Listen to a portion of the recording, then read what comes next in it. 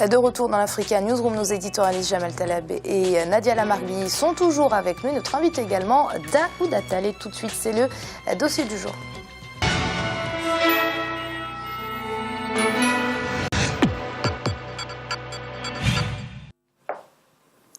Les banques de développement sont censées participer à l'émergence du continent.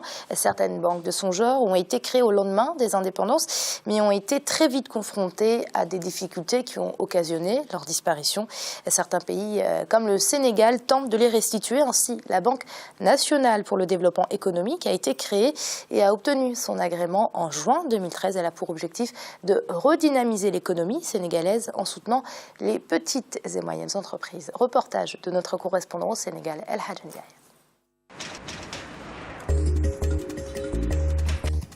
Après les indépendances, les banques de développement ont été mises en place pour accompagner la croissance dans de nombreux pays du continent. Elles étaient pour la plupart reconnaissables à leur acronyme Banque de développement. Mais sur la pression des institutions financières internationales, ces établissements ont progressivement disparu au profit des banques privées de crédit. Certains pays tentent aujourd'hui de les ramener.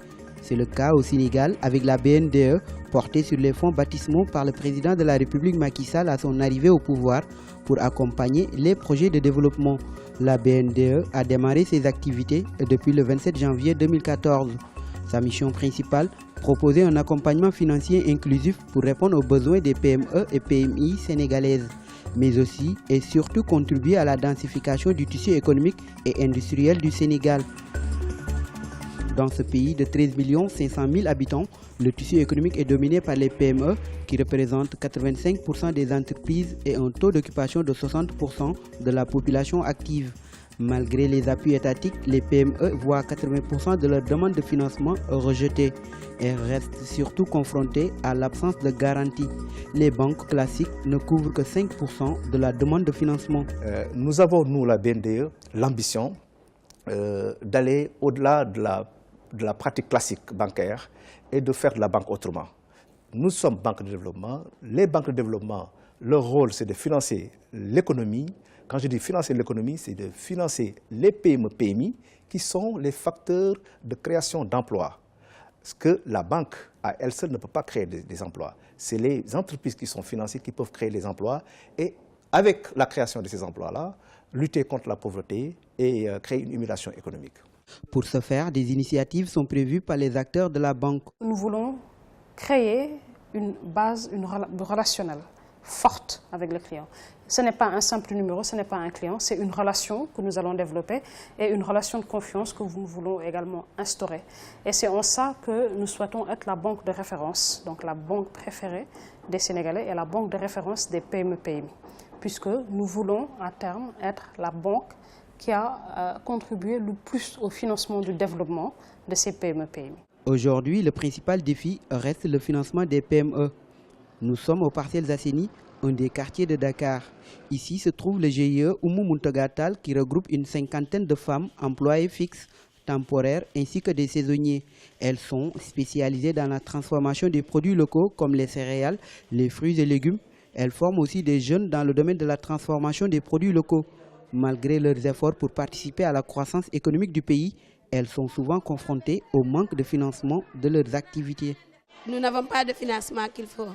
Actuellement, même j'ai des problèmes de site et j'ai des problèmes de financement, même si j'ai le site pour construire. Ça, c'est des problèmes majeurs pour nous. Les financements qu'on trouve au Sénégal, il y a un taux d'intérêt très élevé et on nous demande des apports qui sont un peu aussi costauds, donc il y a un grand problème. Au-delà des PME, l'offre de financement reste globalement déficitaire par rapport à la demande des acteurs économiques au Sénégal. Sur l'ensemble du tissu économique national, plus de 51% de la demande de crédit reste insatisfaite. Certains pays, les États ont mis en place ce qu'ils appellent des banques nationales de développement, où l'État a pris une part de participation pour régler ce problème. Mais la grosse difficulté, c'est qu'ils ont mis des banquiers à la tête de ces banques, qui ont le même réflexe pavlovien de rentabilité et de prudence. Je ne pense pas que ce soit réellement la solution. S'il existe au Sénégal une catégorie d'acteurs économiques particulièrement touchés par le déficit de mécanismes pertinents de financement, c'est bien celle des jeunes. Malgré leur créativité dans plusieurs domaines, ils font toujours face à l'obstacle du financement. Ce qu'il faut éviter, pour les jeunes, et c'est un appel que nous lançons, c'est de faire de la répétition. Il faut que les jeunes soient beaucoup plus innovants dans leur approche, dans leur demande de financement. Faire la même chose que les autres parce qu'on pense que c'est rentable, ce n'est pas ça qui nous intéresse. Ce qui nous intéresse, c'est des projets innovants qui peuvent être accompagnés et c'est des projets structurants qui créent du développement. Nous avons aujourd'hui des jeunes que nous avons financés sur des projets structurants dans des secteurs stratégiques comme l'aquaculture. Donc nous avons aujourd'hui financé des jeunes qui viennent de rentrer dans le système économique. Le capital de la BNDE est de 11 milliards de francs CFA avec des fonds propres de 27 milliards de francs CFA. Les prêts destinés aux PME, PMI peuvent aller jusqu'à 300 millions de francs CFA. Quant au taux de crédit, ils seront en deçà du taux bancaire actuel d'environ 8%. L'espoir reste permis. L'échec des banques de développement dans les années 90 s'expliquait par le contexte particulier qui prévalait à cette époque. Aujourd'hui, les autorités affichent une ferme volonté d'accompagner efficacement le processus de développement. Aujourd'hui, nous ne pourrons pas tomber dans les travers que certaines banques de développement ont connus parce que nous ne sommes plus dans le contexte. Les banques qui ont connu ces problèmes-là, c'est vers les années 90. Nous ne sommes plus dans les années 90. Nous avons aujourd'hui une autorité de contrôle qui a aujourd'hui tous les atouts pour pouvoir vérifier, contrôler donc l'activité des banques. Nous ne sommes plus dans des organisations où les décisions se prennent de manière unilatérale. Nous serons dans des organisations où le principe des 4 yeux va fonctionner.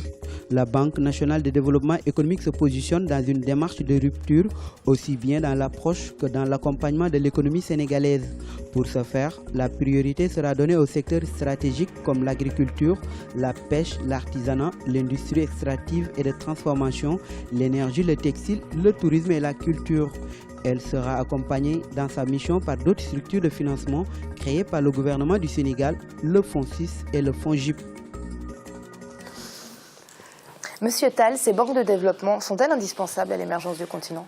Amira, la question elle est intéressante, mais c'est difficile de dire oui ou non, parce que bon, là on vient de voir un report. Bon, normalement, moi dans mon entendement, une banque de développement finance le développement, mais finalement les banques classiques financent également le développement. Alors, si on revient, comment ? Une banque de développement, c'est des fonds qui sont souvent publics. Alors qu'une banque classique, c'est des fonds privés, ça n'a pas les mêmes... Ça ne veut pas dire ça forcément. C'est quand même important. Alors je peux prendre un exemple pour démontrer ça justement. Là, on vient de parler de la BNDE du Sénégal. C'est quand même... l'État est minoritaire. Si. Bon, okay, l'État n'a que 25% du capital sur la BNDE. Le reste, c'est des privés, notamment la Bridge Bank West Africa, qui aussi détient majoritairement la Bridge Bank Côte d'Ivoire. Et ce groupe-là, en fait, est détenu par le groupe Telium, dont un franco-ivoirien et un sénégalo-ivoirien en est le propriétaire. Donc, la Bridge Bank West Africa a des actions dans la BNDE. L'État du Sénégal a des actions, d'autres nationaux privés ont des actions. Donc c'est une banque qui a été initiée par le président Macky Sall, effectivement, mais qui existe depuis 1 an, qui de façon opérationnelle, donc janvier 2014, janvier 2015, c'est trop tôt pour tirer un bilan. Mais là, quand on regarde dans le fond l'activité de cette banque, elle finance les PME et les PMI quasiment dans les mêmes conditions que les banques classiques, Société Générale, B6, BNP, etc., filiales de la BNP, etc., financent l'économie. Il ne faut pas s'attendre, une PME, et là c'est important de le préciser, une PME ne peut pas s'attendre à obtenir un crédit en claquant des doigts parce qu'elle s'adresse à une banque de développement. Non, ça ne fonctionne pas comme ça. On leur demande des garanties. On leur demande des projets viables, et ça c'est normal, c'est pareil dans les banques classiques. Alors pour le projet viable, je suis d'accord, mais pour les garanties, c'est assez compliqué. Ah, mais il faut, mais dans les banques de développement ne prêtent pas sans garantie.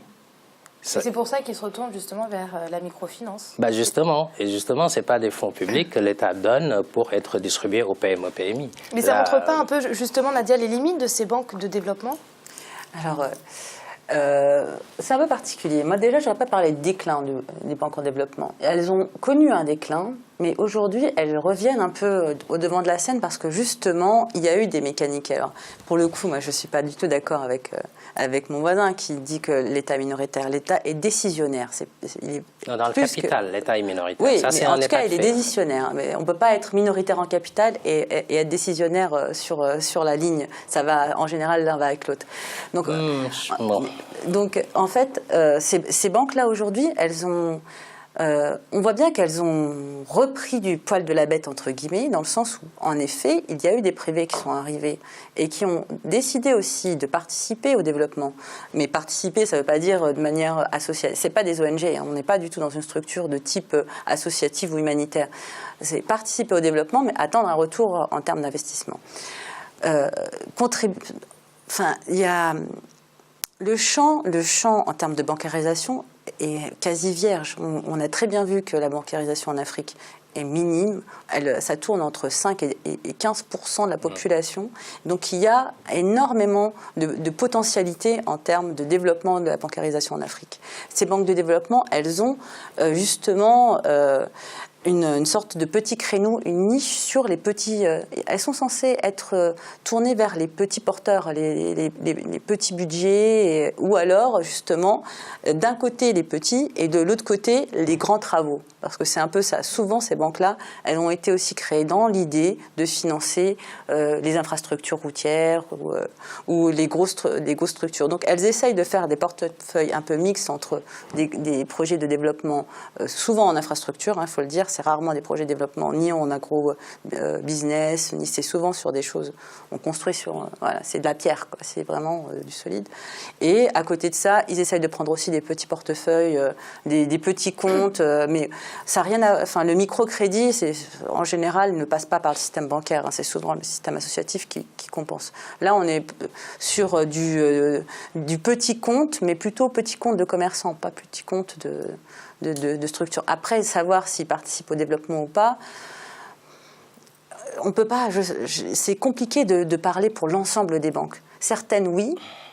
Les grosses structures, la BAD, la BOAD, c'est quand même des grosses structures qui financent des gros projets, qui mettent justement du capital public et qui essayent de faire les choses au mieux. On ne peut pas considérer, par exemple, qu'une structure comme la BAD est en déclin, c'est faux.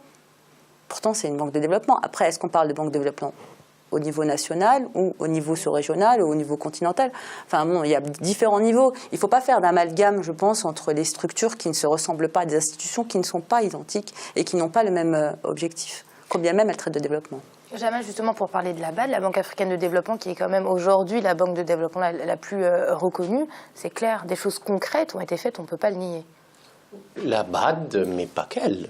Incontestablement que la BAD est l'institution multilatérale de développement du continent africain par excellence. C'est-à-dire que c'est elle qui a l'encours le plus important, c'est elle qui est capable de lever le maximum de fonds et c'est elle qui est capable de développer et de mettre la plate de l'argent disponible pour les projets les plus importants.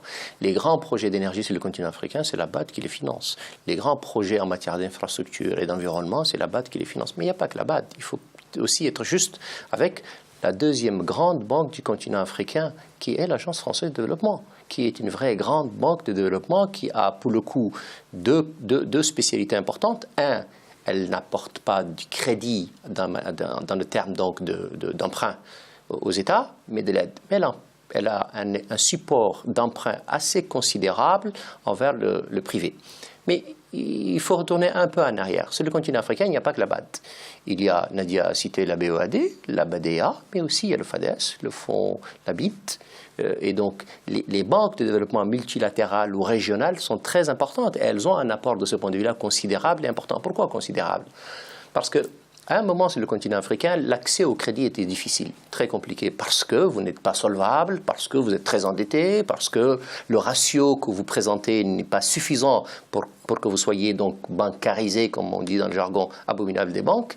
Et donc, vous avez besoin d'un prêteur, à long terme, c'est la vocation des banques de développement. Deuxièmement, en dernier ressort. En dernier ressort, ce n'est pas les banques de développement, c'est généralement les institutions multilatérales, donc genre FMI, Banque mondiale. Mais les créateurs de long terme, qui sont d'ailleurs un syndicat assez important, qui prêtent beaucoup d'argent, et notamment sur le continent africain, ils le font pas mal.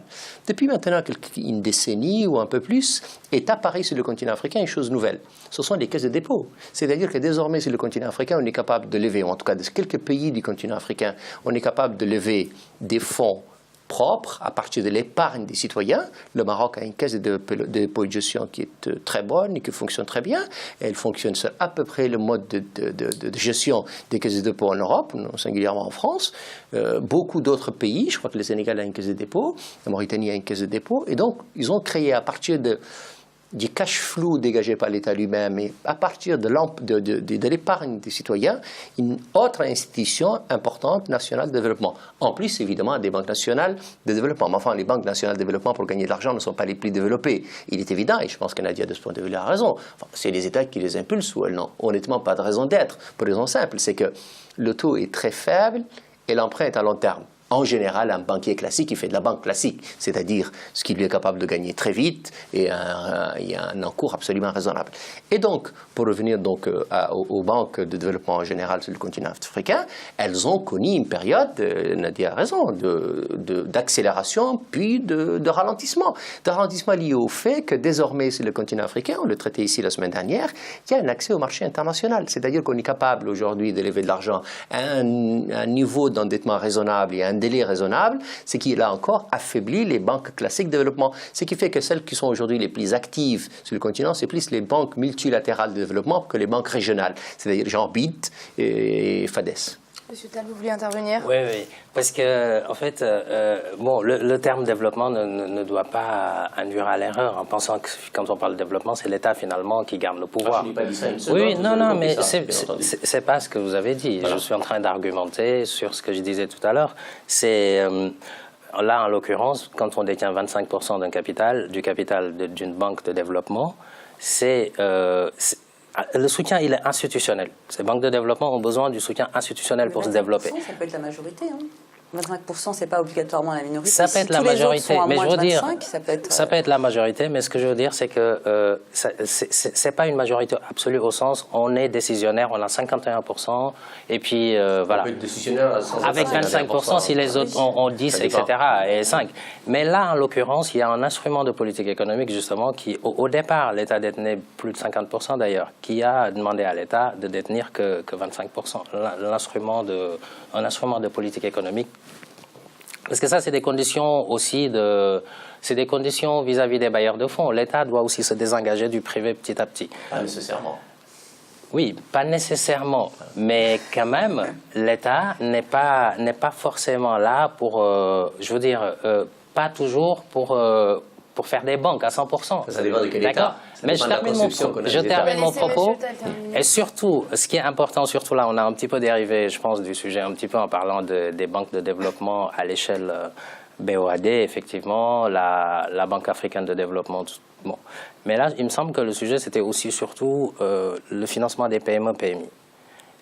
Donc, petite et moyenne entreprise, il me semble, le dossier, c'est un peu ça aussi. Et là, vous avez raison, justement, c'est que la BOAD est actionnaire dans cette fameuse BNDE, par exemple. Bon, il y a la coopération, le financement multilatéral, infrastructure, etc. La Banque africaine de développement agit dans ce sens, la BOAD également. Mais là, on a des banques de développement qui sont à une échelle plus petite et qui sont dédiées aux PME. Et ça, c'était l'exemple. Mais je pense que ce qui est important dans ça, surtout, c'est de dire que comment ces banques-là peuvent aider à financer les PME et les PMI. Donc, au financer l'économie, la création d'emplois et tout ça. Il me semble que là, c'est ce qui est quand même intéressant. Et en fait, moi, ce que je veux dire par là, c'est que une banque, une petite et moyenne entreprise, un commerçant, ou, voilà, va se présenter dans une banque de développement local, elle va devoir remplir un certain nombre de conditions avant d'obtenir un emprunt. De la même façon à peu près que quand elle se présente dans une banque classique pour obtenir un emprunt. Par contre, ça, c'est la réalité. Maintenant, comment ces banques-là peuvent être efficaces, ces banques de développement dans les pays peuvent être efficaces, c'est s'il y a des mesures complémentaires des politiques publiques complémentaires qui complètent ce dispositif-là. Dans le cas du Sénégal, il y a par exemple, on sait que plus de 90% du tissu des entreprises est composé des PME, petites et moyennes entreprises.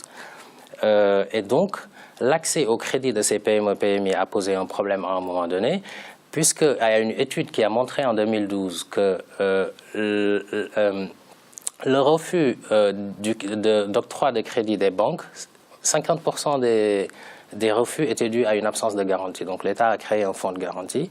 Donc le fonds de garantie peut garantir l'État, peut garantir une entreprise, et l'entreprise va solliciter cette banque de développement. C'est comme ça que le circuit peut être efficace en fait. Merci Monsieur Tall, ce sera le mot de la fin. On va passer très rapidement au rappel des titres. Faure Gnassingbé, le chef d'État togolais, était l'un des 6 présidents africains à avoir défilé ce dimanche 11 janvier aux côtés de François Hollande au cours de la marche républicaine de Paris suite au double attentat perpétré à Paris et qui a fait plus d'une dizaine de morts.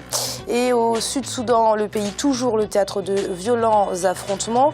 Le pays traverse donc une crise politique et sécuritaire très grave.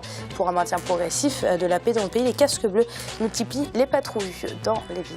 Et c'est l'heure de marquer une courte pause. On se retrouve très vite.